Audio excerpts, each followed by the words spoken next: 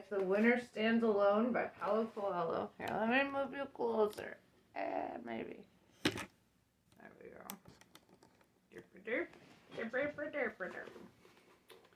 Alright. 1:37 p.m.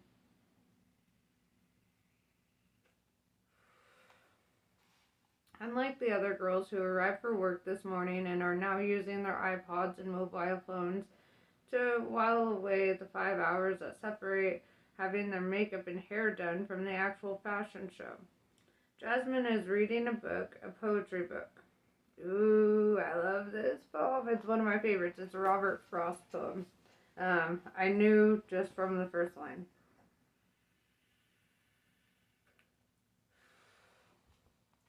Two roads diverged in a yellow wood, and sorry I could not travel both.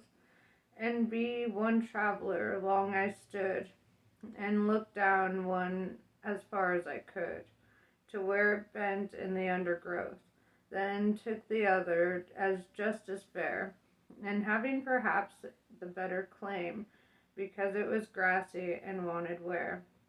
Though as for that the passing there had warned them really about the same, and both that morning equally lay, in leaves no step had trodden black. Oh, I kept the first for another day, yet knowing how way leads on to way, I doubted if I should ever come back. I shall be telling this with a sigh. Somewhere, ages and ages hence, two roads diverged, and I took the one less traveled by, and that has made all the difference.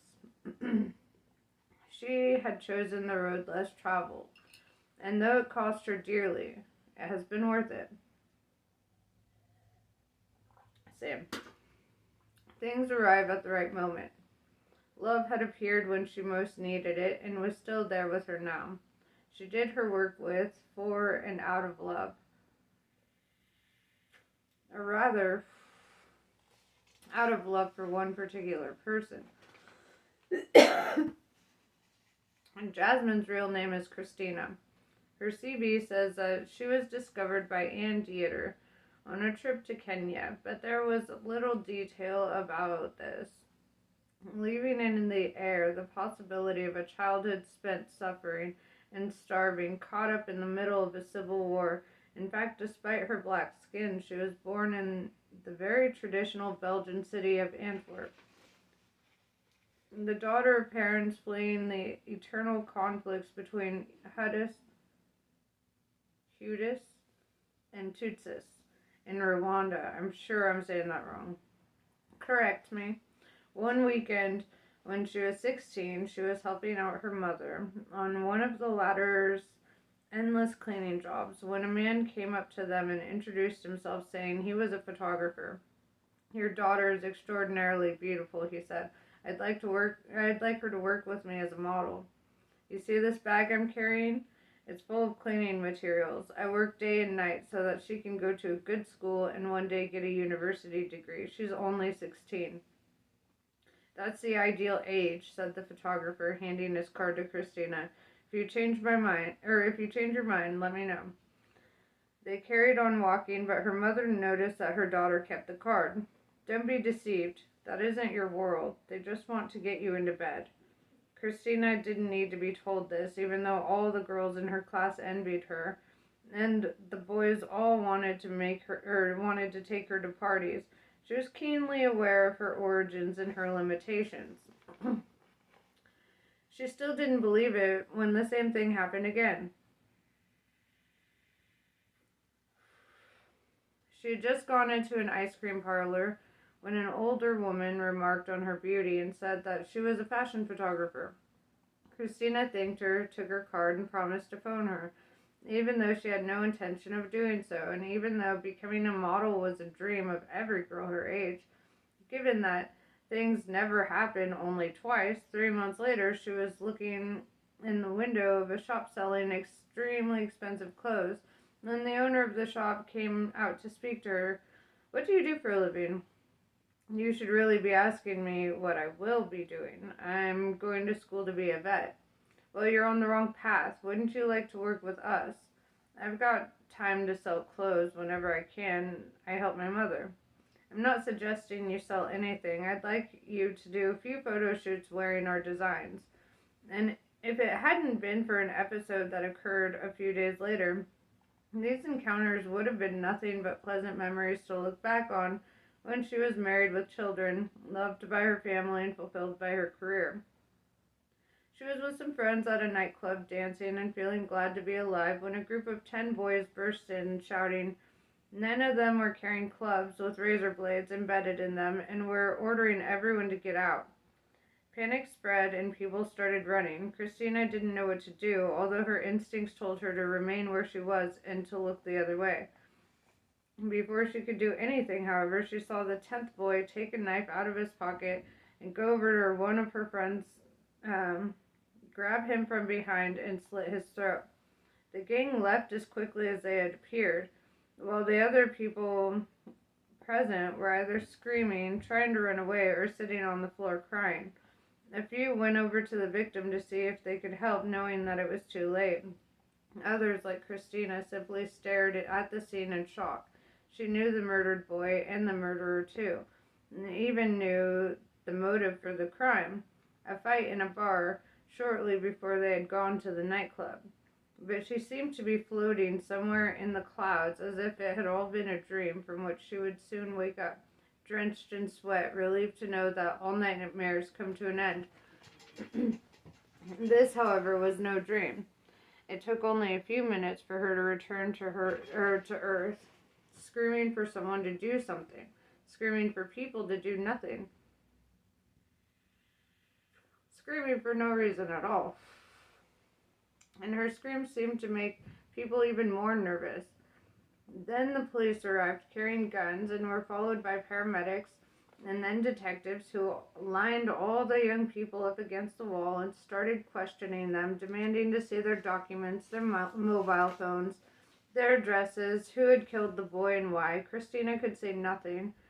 When the body, covered by a sheet, was taken away, a nurse forced her to take a pill and told her that she must on no account drive home, but take a taxi or use public transport.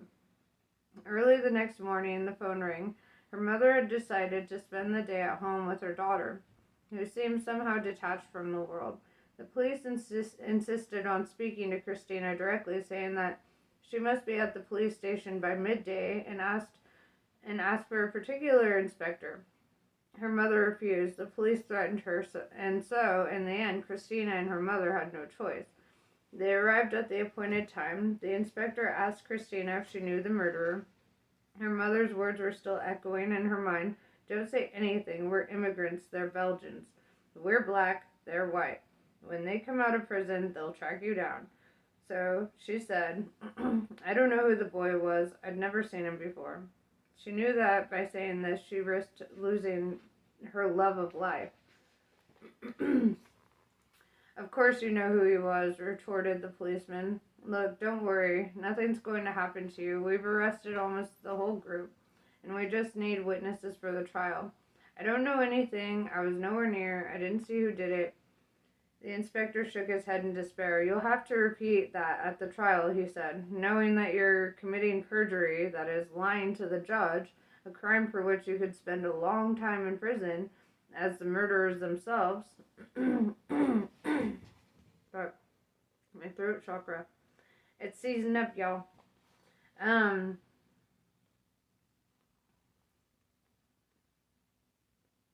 Months later, she was called as a witness. The boys were all there with their lawyers and seemed almost to be enjoying the situation. One of the other girls who had been at the club that night identified the murderer in court. Then it was Christina's turn. The prosecutor asked her to identify the person who had slit her friend's throat. I don't know who did it, she said. She was black and the daughter of immigrants. She had a student grant from the government. All she wanted was to recover her will to live and to feel once again that she had a future. She had spent weeks staring at her bedroom ceiling, not wanting to study or do anything. The world in which she had lived. Sorry, hold on. Alright, I'm back.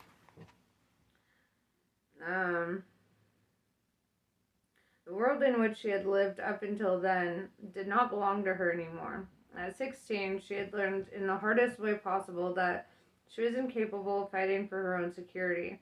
She needed to leave Antwerp to travel the world to recover her joy and her strength.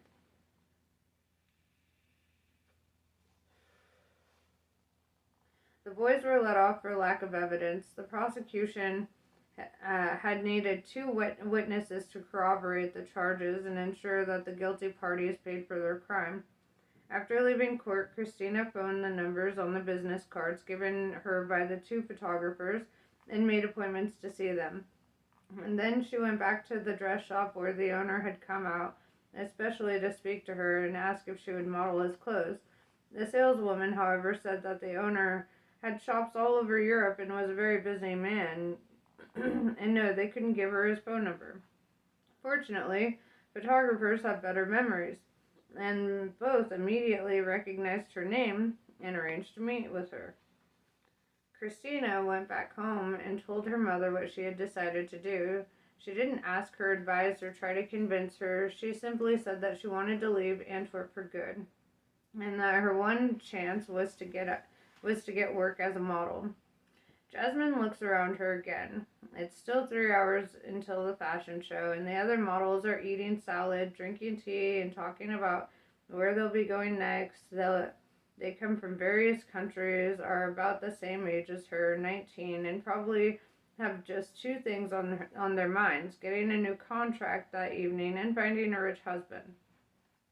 She knows their beauty routine. Before sleeping, they apply sundry creams to cleanse their pores and keep their skin moisturized, thus from early on making their organism dependent on artificial substances to maintain an ideal equilibrium. In the morning, they apply more cream and more moisturizer. They drink a cup of black coffee with no sugar, eat some fruits and fiber, so that any other food they consume during the day will pass quickly through. Then they do a few stretching exercises before setting off in search of work. They're too young to start working out in a gym, and besides, their bodies might start taking on masculine contours. They get on the scales 3 or 4 times a day. In fact, most of them always have their own scales with them just in case. Because sometimes they stay in boarding houses rather than they stay in boarding houses rather than at hotels. They get depressed each time the pointer on the scale tells them that they've gained another ounce. Most of the models are only 17 or 18, and so their mothers go with them whenever possible. The girls never admit to being in love with anybody, although most of them are, because love makes the traveling seem longer and more unbearable and arouses in their boyfriends the strange sense that they're losing the woman or girl that they love. Yes, the girls think about money and earn an average of 400 euros a day. An enviable salary for someone who is often still too young to have a license and drive a car. Their dreams go beyond being a model, however. They know that soon they'll be overtaken by new faces, new trends, and so urgently need to show that they can do more than just stride down a catwalk.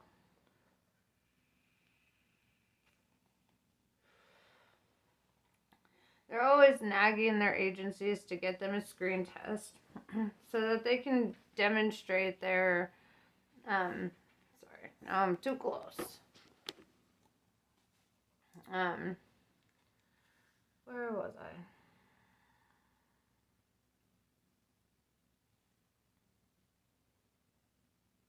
So that they can demonstrate that they've got what it takes to become an actress. Their great dream. The agencies, of course, agree to do this, but advise them to wait a little. After a while, the careers are only just beginning. The truth is that most model agencies don't have many contacts outside the fashion world. They earn a good percentage, compete with other agencies, and the market isn't that big.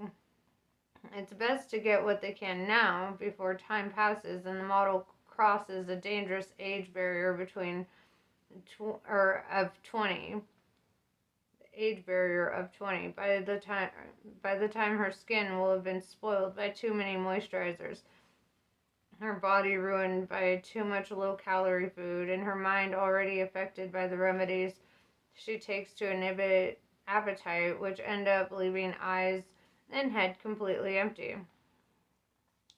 Contrary to what most people think, models pay their own expenses: flights, hotels, those inevitable salads. They are summoned by a designer's assistant to do what is known as casting, namely selecting who will appear on a catwalk or in the photos. They're faced at the sessions by a lot of disgruntled people who use the little power they have to vent their own day-to-day frustrations, and who never say a kind or encouraging word. Awful or dreadful are the ones most commonly heard. The women leave that test and move on to the next, clinging to their mobile phones for dear life, as if these were about to offer some divine revelation, or at least put them into contact with the higher world, to which they dream of ascending, and from where they'll be able to look down on all those other pretty faces, and where they will be transformed into stars. Their parents are proud that their daughters have got off to a good start and regret their initial opposition to such a career. After all, their daughters are earning money and helping the family. Their boyfriends get upset, but keep a lid on their feelings because it's good for one's ego to be seen going out with a professional model. The model's agents work with dozens of girls of similar age and with similar fantasies, and are ready to pat answers to the kind of questions all the girls ask. Couldn't I take part in Fashion Week in Paris? Do you think I have what it takes to get into the movies? The girls' friends envy them, either secretly or openly. Man, I'm bad with this camera today. Okay, can you see me? Alright. These young models go to any party they're invited to. They behave as if they're much more important than they are. Knowing deep down that they would love someone to break through the artificial barrier of ice they create around themselves. They look at older men with a mixture of revulsion and attraction. They know that such men have the necessary money to help them make the big leap, but at the same time, they don't want to seem to be nothing but high-class whores. They're always seen with a glass of champagne in one hand, but that's just part of the image they want to project. They know that alcohol can affect their weight, and so their preferred drink is a glass of still mineral water. Because although fizzy water doesn't affect the weight, it has the immediate consequences on the shape of the stomach. They have ideals, dreams, dignity, but all these things will vanish one day when they can no longer disguise the early onset of cellulite. They make a secret pact with themselves, never to think about the future. They spend much of what they earn on beauty products, promising eternal youth. They adore shoes, but they're so expensive. Nevertheless, they sometimes treat themselves and buy a pair of the very best. They get clothes from friends in the fashion world at half the usual price. They share a small apartment with their parents, a brother who's at university, and a sister who's chosen to be a librarian or a scientist. Everyone assumes the girls must be earning a fortune, frequently asking them for loans, to which the girls agree because they want to appear important, rich, and generous, and different from other mortals. When they go to the bank, though, their account is always in the red, and they've overshot their credit card limit. They acquired hundreds of business cards, meet well-dressed men who make proposals of work they know to be false, but they phone them now, and they keep in touch, conscious that they might need help one day, even though that help comes at a price. They all fall into the same traps. They all dream of easy success, only to realize that it doesn't exist. By 17, they have all suffered innumerable disappointments, betrayals, humiliations, and yet still believe they sleep badly because of the various pills they take. They listen to stories about anorexia, the commonest illness in the world, a kind of mental disturbance caused by an obsession with weight and one's physical appearance, which culminates in the body rejecting all nourishment. They say it won't ever happen to them, but never notice when the first symptoms appear. They step out of childhood straight into the world of glitz and glamour. Without passing through adolescence, when asked what their plans are for the future, they always have the answer on the tip of their tongue. I'm going to study philosophy. I'm going to work to pay for my studies. They know this isn't true, or rather they know that something about these words doesn't ring true. But they can't quite put their finger on what it is. Do they really want a degree? Do they really need that money for their studies? They don't have time for college because there's always a casting session in the morning, a photo shoot in the afternoon, a cocktail party before dark, then another party they have to go to in order to be seen, admired, and desired. And to other people, they seem to lead a fairy tale existence, and for a while they too believe that this is the real meaning of life. After all, they have almost everything they once envied in the girls who appeared in magazines and cosmetic ads. With a little discipline, they could even save a little money until after a careful daily examination of their skin, they discover their first mark left by age. After that, they know it's only a matter of time before a designer or photographer notices the same thing. Their days are numbered. I took the one less traveled by, and that has made all the difference. Instead of going back to her book, Jasmine gets up, fills her glass with champagne, it's always there, but rarely drunk, picks up a hot dog, and goes over to the window. She stands there in silence, looking out at the sea. Her story is different.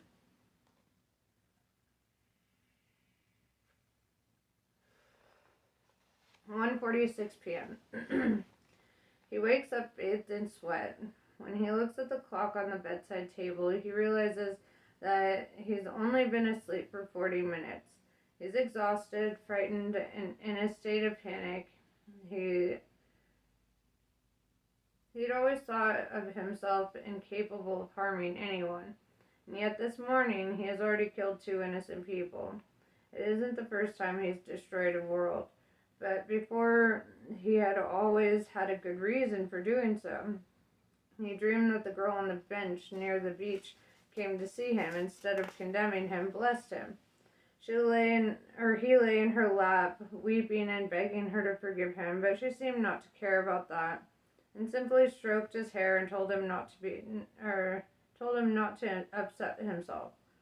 Olivia, the image of generosity and forgiveness. He wonders now if his love for Ewa is worth what he is doing. He prefers to believe that it is. The fact that Olivia is on his side, that he met with her on a higher plane closer to the divine, and that everything has been so much easier than he imagined. All this indicates that there must be a reason behind what is happening. It hadn't been difficult to evade the vigilant eyes of Yavitz's friends. He knew that such men, as well as being physically prepared to react rapidly and precisely, were trained to memorize each face, follow every movement, second-guess any danger. They probably knew he was armed, which is why they watched him for a while, but relaxed when they realized he didn't constitute a threat. They might even have thought that he was in the same line of work and had gone to the tent to check out the place and see if it was safe for his own boss.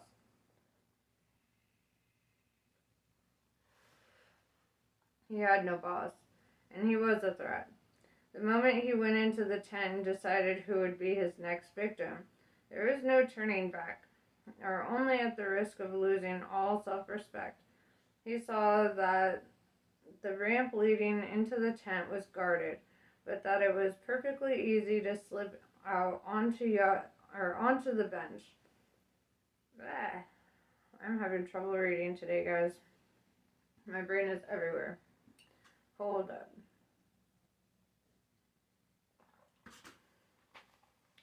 He left 10 minutes after he had arrived, hoping that Yavitsa's friends would notice that he had gone. He then walked around the tent and came back up the ramp reserved for the guests at the Hotel Martinez. He had shown his key card and he had to show his key card and into the area reserved for the lunch. Walking on sand in one's shoes wasn't the pleasantest thing in the world. The most pleasant thing in the world. I'm sorry, I had to correct it. And Igor noticed that he was still feeling tired from the flight, from the fear that his plan might prove impossible to achieve, and from the tension he felt after destroying the universe and future generations of that poor young vendor of craftwork. Nevertheless, he had to go on. Before returning to the tent, he took from his pocket the drinking straw that he had made a point of keeping. He opened the small glass flask he had shown to Olivia. It did not, as he had told her, contain petrol, but something quite insignificant. A needle and a piece of cork. Using a thin metal blade, he made a hole in the cork in the same diameter as a straw. Then he rejoined the party, which by then was full of guests strolling around, kissing and embracing, giving little yelps of recognition, clutching cocktails of every possible hue just to have something to do with their hands and to keep a check on their anxiety as they waited for the buffet to open. They could eat then, in moderation of course, because there were diets and plastic surgery to be considered, and suppers at the end of the day where they would have to eat, even though they weren't hungry, because that was what etiquette required. Most of the guests were older people, which meant that this was an event for professionals. The age of the guests further favored his plan. Sorry. Since almost all of them would need glasses, needless to say, no one was wearing them because tired eyes are a sign of age. There, everyone had to dress and behave like people in the prime of life, young at heart and in excellent health, and to pretend that they were indifferent to what was going on around them because they were preoccupied with other things, when the truth was that they couldn't actually see. Their contact lenses meant that they could just about identify a person a few yards away, and besides, they would find out soon enough who it was that they were talking to. Only two of the guests noticed everything and everyone, Yavitsa's friends. This time, however, they were the ones being observed. Igor placed the needle inside the straw and pretended to put it back in his drink. A group of pretty girls standing near Yavitsa's table appeared to be listening, entranced to the extraordinary tales told by the Jamaican man. In fact, each girl was plotting how to get rid of her rivals and carry the man off to bed because Jamaicans have such a reputation as studs. Igor moved closer to Yavitsa, took the straw from the glass, and blew through it, projecting the needle inside the direction of his victim. He stayed only long enough to see Yavitsa put his hand to his back. Then he left and went straight back to the hotel to try and get some sleep. Curare, originally used by South American Indians for hunting with darts, and can also be found in European hospitals because under controlled conditions it can be used to paralyze certain muscles, thus facilitating the surgeon's work. A fatal dose like that on the point of the needle he had shot into Yavitsa's back could kill a bird in just 2 minutes. A boar, on the other hand, take 15 minutes to die, and large mammals, a man, for example, 20. As soon as it gets into the bloodstream, the nervous fibers of the body relax, then stop functioning altogether. causing gradual asphyxia. The strangest thing, or the worst, some might say, is that the victim remains conscious throughout, but cannot move in order to ask for help, nor stop the slow process of paralysis overtaking his body. If someone cuts his finger on a poisoned dart or arrow during a hunting expedition in the jungle, the Indians know exactly what to do. They use mouth-to-mouth resuscitation and an herbal antidote that they always carry with them because such accidents are commonplace. In cities, the paramedics can do nothing because they think they're dealing with a heart attack. Igor did not look back as he walked to the hotel. He knew that just then one of the two friends would be frantically searching out the perpetrator, while the other would be ringing for an ambulance, which would arrive quickly enough, but the crew would have little idea what was going on. They would be wearing colorful uniforms and high visibility jackets and carrying a defibrillator to apply a series of shocks to the heart and a portable electrocardiogram. In the case of Kurati, the heart seems to be the last muscle affected and continues beating even after the brain death has occurred. The paramedics would notice nothing strange about his heartbeat and so would put him on a drip, assuming that he was suffering from some form of heat stroke or food poisoning, although they would still take all the usual measures, even applying an oxygen mask. By then, the 20 minutes would be up, and although the body might still be alive, it would now be in a vegetative state. Well, plot hole. If they just thought it was a heart attack or something, why would they still be looking for the perpetrator? And wouldn't they tell the ambulance? Just wondering. Sorry, I'll stop being a dick. Onward to the... Yes, he had planned everything. He had used his private plane so that he could enter France with an unregistered gun and with the various poisons he had obtained via his connections with the Chechen mafia working in Moscow. Each step, each move had been carefully studied and rehearsed, as if he were planning a business meeting. He had made a list of victims in his head. Apart from the one he had met and talked to, the others were all to be of different classes, ages, and nationalities. He had spent months analyzing the lives of serial killers using a computer program that was very popular with terrorists and which left no record of any searches he made. He had taken all the necessary steps to escape unnoticed, and once he had carried out his mission, to escape unnoticed once he had carried out his mission. He is sweating. No, it's not remorse. Perhaps Iwa really does deserve such a sacrifice, but the thought of the possible futility of the project, he needed the woman he loved most to know that he was capable of doing anything for her, including destroying universes. But was it really worth it? Or is it sometimes necessary to accept fate and allow things to develop in their own way and simply wait for people to come to their senses in their own time? He's tired. He can't think straight anymore, and who knows, perhaps martyrdom was better than murder. Surrendering himself and thus making a greater sacrifice, offering up his own life for love. Jesus was the best example of that. When his enemies saw Jesus defeated and hung up on a cross, they thought it was all over. They felt proud of what the victors had done, convinced that they had put paid to the problem once and for all. But Jesus didn't kill anyone. Okay, anyway. Igor is confused. His intention was to destroy universes, not relinquish his freedom out of love. In his dream, the girl with the dark eyebrows had resembled Notre Dame de Pietat, the mother with her son in her arms, and at once proud and long-suffering.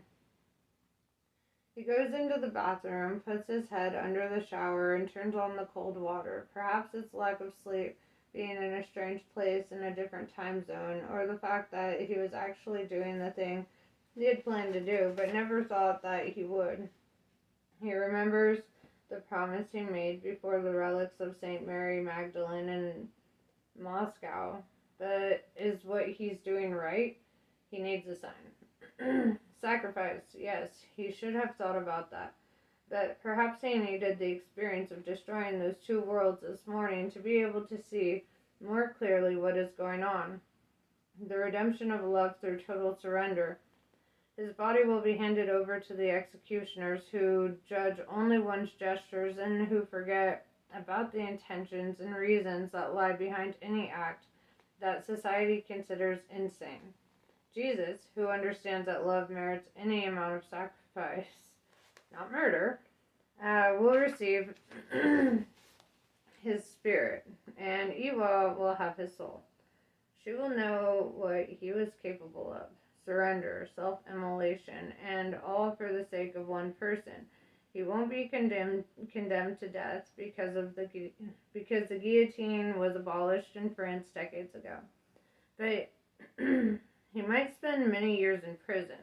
Eva will repent of her sin. She'll come to see him, bring him food, and they'll have time to talk, reflect, love, and even though their bodies do not touch, their souls will be closer than ever. Even if they have to wait years before they can live in the house he intends to build on the shores of Lake Baikal, that period of waiting will purify and bless them. Yes, sacrifice. He turns off the shower, looks at his face in the mirror for a moment, and sees not himself, but the lamb prepared to be slaughtered once again. He puts on the same clothes he was wearing this morning, goes out into the street, heads for the place where the little street vendor used to sit, and goes up to the first policeman he meets. I killed the girl who used to work here. The policeman looks at him and sees a well-dressed man with disheveled hair and dark circles under his eyes. The one who used to sell craftwork? Igor nods. The policeman doesn't take much notice of him. He greets a couple of people who are walking by, laden with shopping. You should get a maid. If you'll pay her wages, retorts the woman, smiling. You should get, or you just can't get this. You just can't get the staff these days. Oh, come on. Money can't be the reason. You have a different diamond on your finger every week. Igor cannot understand what's going on. He has just confessed to a murder. Did you hear what I said? Look, it's very hot. Go lie down for a bit. Collins has a lot to offer its visitors. But what about the girl? Did you know her? I'd never seen her before in my life. She was here this morning, and You saw the ambulance arrive and someone being taken away and concluded she'd been murdered.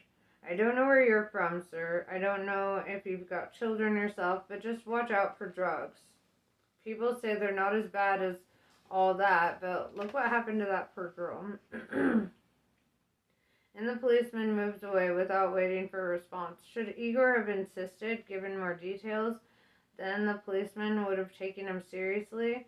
But of course, it's impossible to kill someone in broad daylight and on Main Street in Collins.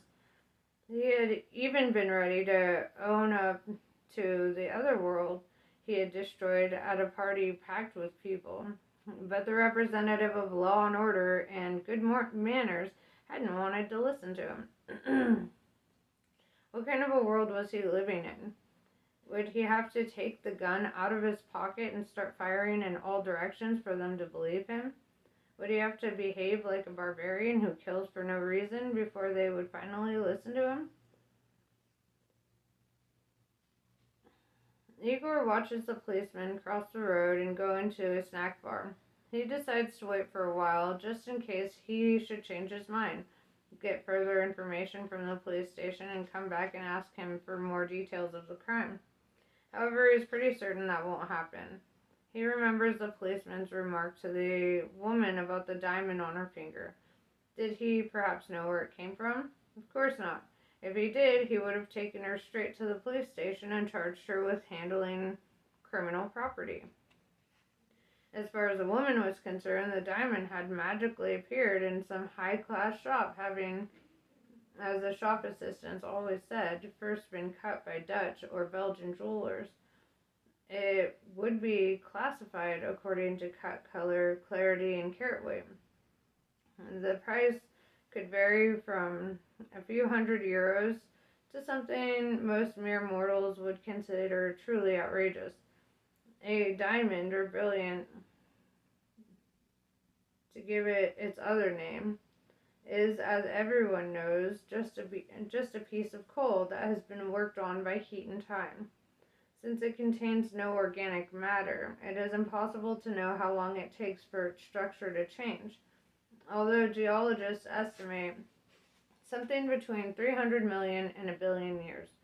Diamonds generally form 90 miles below the Earth's crust and gradually rise to the surface, where they can be mined.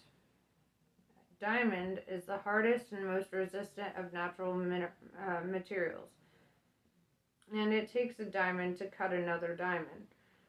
The particles produced by this process are used in machines made for polishing and cutting. The real importance of diamonds lies in their use as jewels. A diamond is the supreme manifestation of human vanity. A few decades ago, in a world that seemed about to return to more practical things and greater social equality, diamonds began to disappear from the market. Then the largest mining company in the world, with its headquarters in South Africa, decided to commission one of the best advertising agencies in the world. Superclass met with superclass. Research was carried out, and the result was a 3-word phrase: diamonds are forever. Oh, hold up. Problem solved. Jewelers took up the slogan, and the industry began to flourish again. If diamonds are forever, what better way to express one's love, which in theory, at least, should also be eternal? What better way of distinguishing the superclass from the other billions of inhabitants who make up the bottom half of the pyramid? The demand for the stones increased and prices started to rise. In a matter of a few years, that same South African company, which had up until then set the rules for the international market, found itself surrounded by corpses. Igor knows what he's talking about. When he helped form an army to get involved in a tribal conflict in Africa, it had proved an extremely difficult task. Not that he regrets it, because although few people knew about the project, he managed to save many lives. He had mentioned it once in passing to Iwa over some now forgotten supper, but had decided to say no more. When he performed a charitable act, he preferred his right hand not to know what his left hand was doing. Diamonds had helped him save many lives, although the fact will never appear in his biography. The policeman who takes no notice when a criminal confesses to a crime, but praises a jewel on the finger of a woman carrying bags packed with toilet paper and cleaning materials, is simply not fit for the job. He doesn't know that this pointless industry creates about $50 billion a year, employs a vast army of miners, transporters, private security companies, diamond factories, insurance companies, wholesalers, and luxury boutiques. He doesn't realize that it begins in the mud and has to cross whole rivers of blood before it reaches a shop window. The mud is where the miner spends his life looking for the stone that will eventually bring him the fortune he so desires. Going back to a previous thing, I kind of don't like that Paulo Coelho didn't,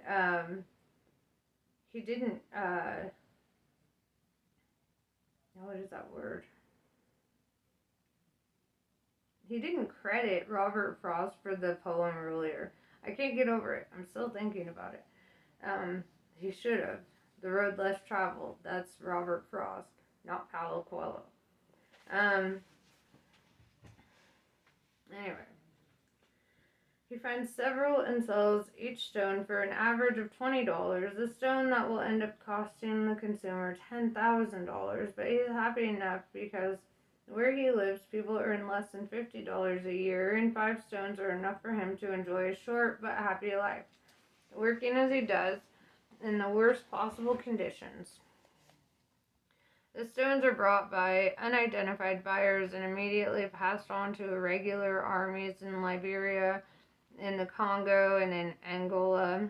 In those countries, a man surrounded by guards armed to the teeth is designated to go to an airstrip where planes can land illegally.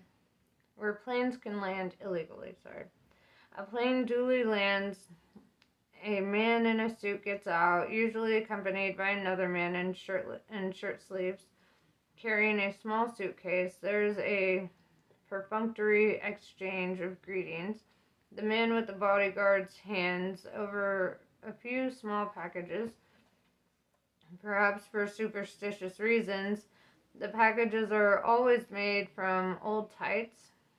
The man in shirt sleeves takes a special jeweler's eyeglass from his pocket, puts it to his left eye, and begins to check each piece one by one. After about an hour and a half, he has a good idea of what he's dealing with. He then takes a small precision electronic weighing balance from his case and empties the contents of the package onto the scale. He makes a few calculations on a sheet of paper. The material is placed in the suitcase along with the balance. The man in the suit signals to the armed guards, and 5 or 6 of them board the plane. They start to unload large crates, which they pile up beside the airstrip until the plane leaves again. The whole operation takes most of the day. The large crates are opened.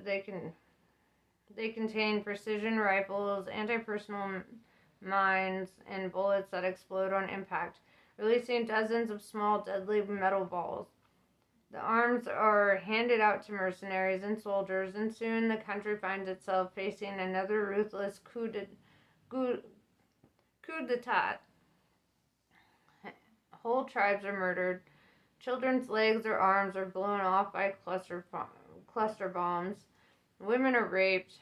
Meanwhile, a long way away, usually in Antwerp or in Amsterdam, earnest men are working with love and dedication, painstakingly cutting the stones, exhilarated by their own skill, hypnotized by the flashes of light that begin to emerge from each new facet of that piece of coal whose structure was transformed by time. Diamond cutting diamond. On the one hand, women screaming in despair beneath a smoke-shrouded sky. On the other, beautiful old buildings seen through the windows of well-lit rooms. In 2002, the United Nations adopted a resolution, the Kimberley Process, that tried to trace the origin of diamonds and forbade jewelers from buying any that came from war zones. For some time, the respectable European diamond cutters went back to buy stones from the South African monopoly. However, ways were found of making a diamond official, and the resolution became a mere sham, and that allowed politicians to claim that they were doing something to put an end to blood diamonds as these became known. 5 years ago, Igor had swapped diamonds for arms and created a small group intended to put an end to a bloody conflict in the north of Liberia. And he had succeeded. Only the murderers were killed. Peace returned to the small villages, and the diamonds were sold to jewelers in America, with no awkward questions asked. When society doesn't act to stop crime, men have the right to do whatever they think correct. Something similar had happened a few minutes ago on that beach. As soon as both murders were discovered, someone would turn to the public and say what they'd always said. We're doing our best to identify the murderer. So be it. Once again, ever-generous destiny had shown the way ahead. Sacrifice wasn't enough. Besides, when he thought about it, Eva would have found his absence unbearable, with no one to talk to during the long nights and endless days while she awaited his release. She would weep whenever she thought of him in his cold cell, staring at the blank prison walls. And when the time finally came for them to go and live in the house on the shores of Lake Baikal, they might be too old to experience all the adventures they had planned together. The policeman comes out of the snack bar and joins him on the pavement. Are you still here, sir? Are you lost? Do you need help? No, thank you. Like I said, go. Have a rest. The sun can be very dangerous at this time of day. He goes back to the hotel and takes a shower. He asks the receptionist to wake him at 4. That way he should be rested enough to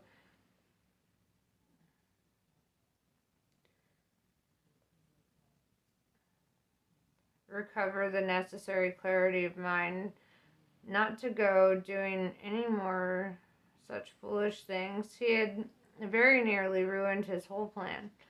He phones a concierge and reserves a table on the hotel terrace for when he wakes up.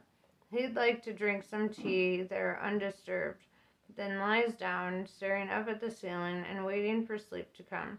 What does it matter where diamonds are from, as long as they shine? In this world, only love deserves absolutely everything. Nothing else makes sense. As he has said many times before in his life, Igor feels a sense of total freedom. The confusion in his head is slowly disappearing and lucidity is returning. He had placed his fate in Jesus' hands, and Jesus had decided that he should continue with his mission. He falls asleep without any feeling of guilt whatsoever. Alright. I'm going to leave it here. We will read more later.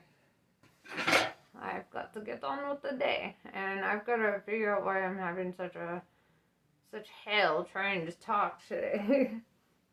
So, I bid you adieu. Namaste. I love you guys, and I'll catch you later.